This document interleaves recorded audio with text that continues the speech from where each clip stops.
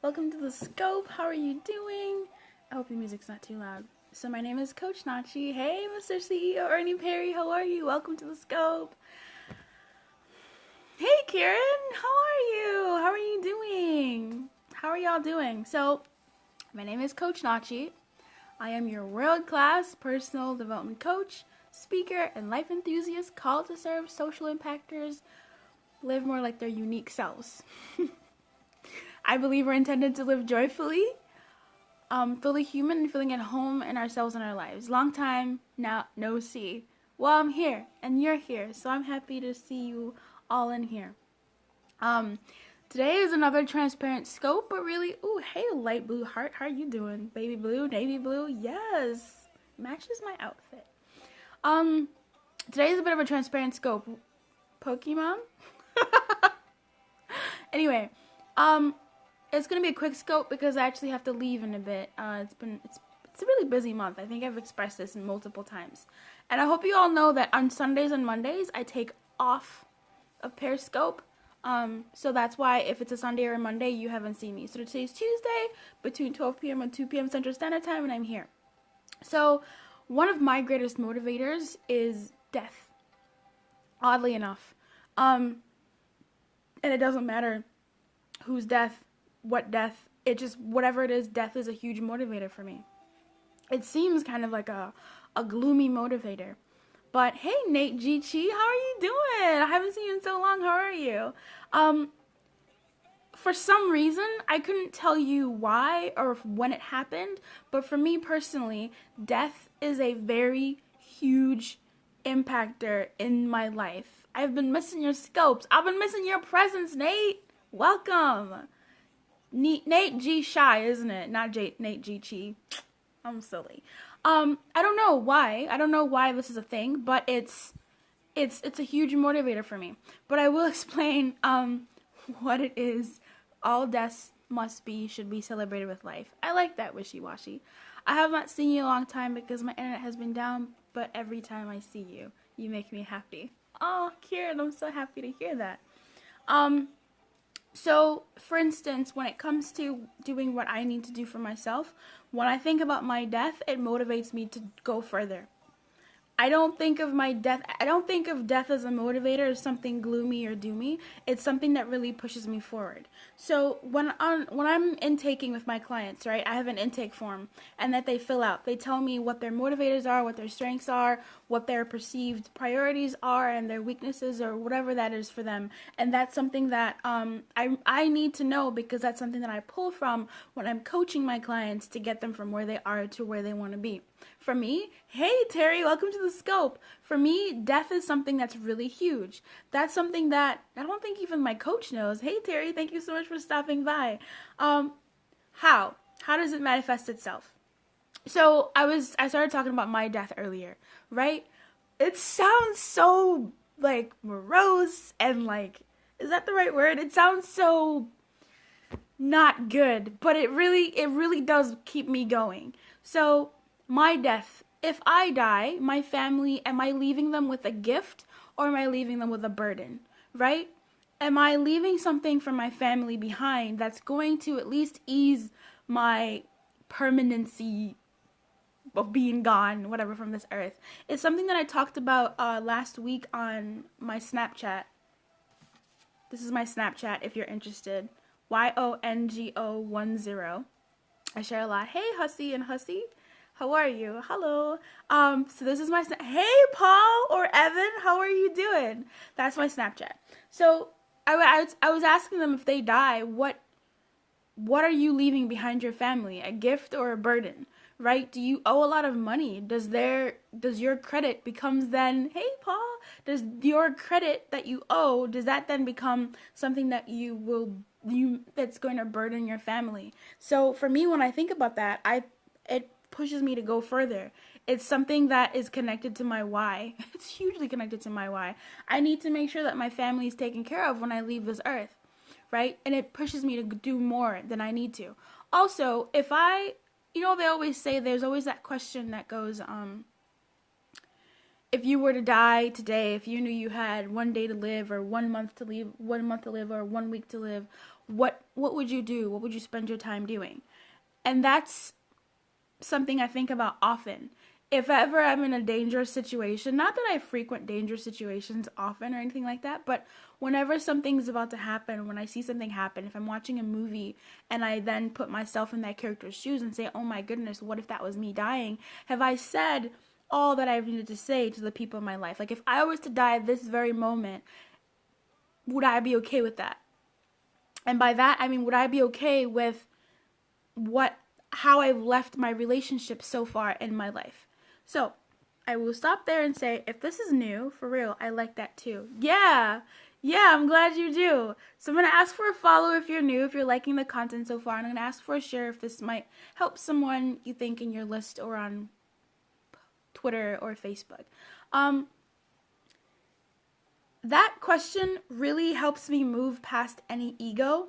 It helps me move past any pride. So if I think there's someone in my life that I've wronged, or there's some animosity between me and a person, if I was to die, I don't want that to be my last thought of like, oh shoot, I never apologized for speaking to this person out of anger. I never apologized for whatever, or I haven't told this person how much, hi Ismail, how are you? I haven't told this person how much they mean to me. Thank you so much for those powder blue hearts. They're really brightening my day. Hey Hunter, how are you? That's honestly something that pulls me forward whenever I've had maybe an argument or disagreement with someone, and I'm like, oh, you know what? No, it's not. Anyway, whenever I'm thinking of something between me and someone else, I think of, okay, have I expressed myself to them in the best way that when I die, my conscience is clear? So this also goes to in the deaths of people in my life, right? If one of my loved ones was to pass away, do they know how I feel about them? Obviously, if someone leaves my life, I'm going to be sad, I'm going to be really distraught and upset, but can I at least live with knowing that they know how I feel about them, right? So my motivator, death, is a huge impactor on how I treat other people and how I treat myself in relation to them and how I go after what I want for myself and my dreams and my goals. Welcome back, Paul. Does that make any sense? Is that making sense? I hope it is. Because for me, that's how I literally live my life thinking, if I was to die today, have I done the things that I needed to do? Does this person know that I do love them? Oh my goodness. Does this person know that I care about them? Does this person know that even though we had an argument, there's still love here? Does this person know that even though I haven't been in contact with them, there's still love here? So death is a huge motivator for me, and I'm glad that I know that it is, because that's important to me. That's my equalizer. It takes away my pride, it takes away my ego, and it really centers me to be like, okay, what do I actually need to do right now? What do I need to do to move forward? If I'm not doing enough, then it forces me to do more. It's connected to my why. And we were talking about our why a week and a half ago. It's been that long. We were talking about our why a while ago. But this is more so about also knowing who you are and knowing your strengths, your weaknesses, your triggers, and what pushes you forward and what holds you back. For some people, fear of failure is sometimes a thing that cripples people, right? Fear of dying. For instance, I don't know if you guys know this, but I've skydived before. Hey Rita, how are you? Welcome to the Scope. God's afternoon. I've skydived before and I loved it. That was for sure. Hey Rita. That was for sure. Like, death was in my face, but I had to absolutely, hey Merhaba, how are you? I had to absolutely do it because it's something that I'm afraid of. Thank you so much for sharing on Twitter, Rita, and thank you for inviting your followers. I wholly appreciate that. If anybody else would like to, there is the share. That was facing death, right? That was knocking at death's door and being like, hey, Death, are you home? Can we hang out for a little bit? I didn't tell anybody I was skydiving, y'all. But for me, that moment, that skydiving moment is the time whenever I'm about to do something. Hi, Nachi, give me your Instagram. DC Champ. My Instagram is live. If someone could type this in, live underscore like underscore you underscore now. Live like you now with 3 underscores. Live underscore like underscore you underscore now. Live like you now. That moment for me, skydiving, jumping out of a plane, has been my anchor for a lot of things, right? That was scary. I didn't tell no. Thank you, Nate. Thank you so much. I appreciate it. Oh, there's an underscore after you, Rita. Live underscore like underscore you underscore now. Thank you so much, Nate and Rita. I really appreciate you doing that. Jumping out of the plane was freaking scary, and telling nobody was scary. And number one, I did that in another country, by the way. I skydived in Sydney, Australia. All my family was in like Zambia or the US. No, I didn't tell nobody I was jumping out of that plane. If I had died, that would have been really bad news. I didn't. I'm here. I'm alive. We're fine. It's fine. But that is a huge anchor for me. And many people have anchors in their life. Rita talks about this type of area a lot, where you've overcome so much in your life. You've overcome, hey, OG, how are you? You've overcome so much in your life that those become your anchors. Those become the place that you draw strength from. I draw strength from jumping out of a plane. If I can jump out of a plane, baby, I can go on stage and talk to people. If I can jump on a plane, I can hop on Periscope and talk to strangers who become friends every day. Wow, you can speak fluently. Yes, English is my mother tongue. If I can jump out of a plane, I can talk to the person who's over there across the room that I really want to talk to. If I can jump out of a plane, I can do so much more, right? So for me, that's one of my anchors. And if I can, that was fear that drove me when in that example. Oh, I have no idea how to say that, OG. I'm sorry. That was fear that drove me to jump out of that plane. I was afraid of heights. Bouquet of flowers. Thank you, Retta Skirin. Hey, Periscope TV. How are you doing? Thank you for being here. Fear is another driver for people. Fear of failure is one that holds people back. It cripples people from making any moves. But there are some people who fear of failure pulls them forward like no man's business. Like me. I don't want to fail, right? I don't want to stop doing something that's in my heart. I don't want to throw it away and throw my light away and not actually attend to that. That's the thing that's going to get me up out of bed. That's the thing that's going to push me forward when I don't want to do anything anymore. And the wonderful thing about that is knowing that that is a huge factor for me, I can use that to motivate me. And that's because I know my why. Again. So,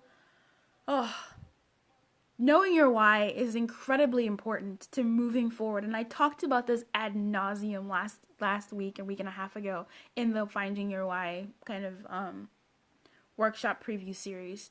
And I hope you know that. And then there's also knowing yourself, right? These factors, me, fear, failure, and death being a huge motivator for me, are things that are specific to me. When I say death is important to me, I know what that means to me. It stirs up certain feelings inside of me that I'm like, yeah, I know what this means for me. I need to do this, that, and the other. Baby blue hearts and purple hearts, thank you so much. Hey, Brave Wolf, welcome to the scope. Hey, Tootie Juicy, welcome to the scope. So, do you know what your motivators are? Right? And many people talk about money is my motivator. And if it is, like, what about money? What is it about money that drives you? Know yourself. So I have no idea what that is, Retta Skirin. Do you have an iPhone? I have a Samsung. I can't read that. Yeah, I just wanted to share that with you. How death is a massive motivator for me. When it comes to my Live Like You Now story, death was also a huge factor in making Live Like You Now what it is as you see it right now. Long story short, I was in my master's for global health and policy with a twist on mental health. I wrote my dissertation on suicide. Again, this is a long story short. I'll have to tell you my story soon because I think I'm overdue for retelling it. But I was looking to work with global organizations like the WHO or the UN and to do something with them as far as even like coaching, because I was taking my coaching diploma course as my training at the same long story short, at the same time as my master's. And then while applying for jobs, an old friend of mine, someone I really cared about, she took her own life. She died. She's gone. Her light is gone. Her gifts are gone. Her skills are gone. Everything that, Salam, how are you? Horatio, how are you? Everything that she was going to contribute to this earth went with her. It's gone. It's done. The permanency in that is eerie. Every one of us has a light inside of us, a gift, some skills, a talent, whatever, and death cuts, that's it. You're done. You're done. And that really irked me. And it was from that moment, finding out what she did. Hello, gorgeous. You changed your hair. Yes, I did, Horatio. I did. That really irked me. The fact that she was gone and her skills, her talents were gone. And obviously that paper that I wrote, the huge dissertation, 57 pages, that's almost a book, y'all. In today's self-publishing standards, that is a book. I wrote a book, okay? On suicide, that's a thing that people leave this earth with their gifts still inside them. And that, I hate that. Hate is a strong word, and I hate it. I am from Zambia. I'm living in Chicago, though. So that death and just knowing that there's suicide is a huge factor amongst, it's like the number one or second cause, I forget, between the ages 15 and 34. And knowing that men are vastly, like 3-to-1 ratio of men in high income countries are affected by suicide. I don't like that. So that death is what prompted Live Like You Now. Live as in like live, be alive. Like you, don't live like anybody else. You are the only you in this world, ever. Now, this minute right now, like all these words, they mean something to me.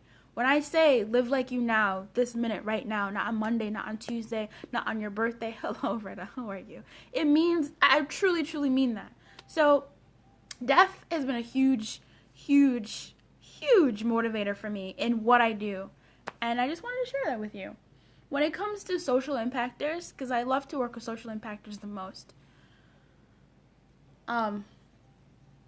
that really caters to the origins of my story, right? Your death as a social impactor, someone who wants to create a social impact, you don't know what your death, like, don't leave this earth without depositing your gift, is what I'm trying to say. As a social impactor, someone who wants to, hey Nate, welcome back. As a social impactor, someone who wants to leave their mark on this earth, don't leave this earth without your death, without without depositing your light. That's all I have for you today. I think my ride is actually outside. My connection loves to tweak. Mine too. It's kind of silly. Maybe it's like something like the Chicago air. Thank you so much for coming back in here, Nate. I really appreciate it. And those powder blue hearts have been amazing. Thank you so much, Periscope TV, for being here. Once again, I have been your world-class personal development coach, speaker, and life enthusiast, called to serve those who want to live more like their unique selves now. I believe we're intended to live joyfully, fully human, and feeling at home in ourselves and our lives. And knowing your motivator is a huge part of that. Knowing what deeply motivates you is a huge part of that. And I shared that death is my huge, huge motivator, and it has moved me to make massive, massive, giant leaps in my life. And I appreciate that. I honor life so much. Okie dokie. Bye, everybody. Thank you for being here. I will see you tomorrow between 12 p.m. and 2 p.m. Central Standard Time. Bye. Have a great day, Nate. Have a wonderful day, Ketchy. I loved having you all here. Thank you for those brown hearts, those purple hearts, and those baby blue hearts.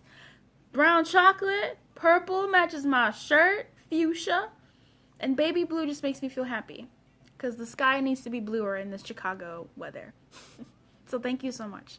Okay, I'm going to take a cute picture for my caption. And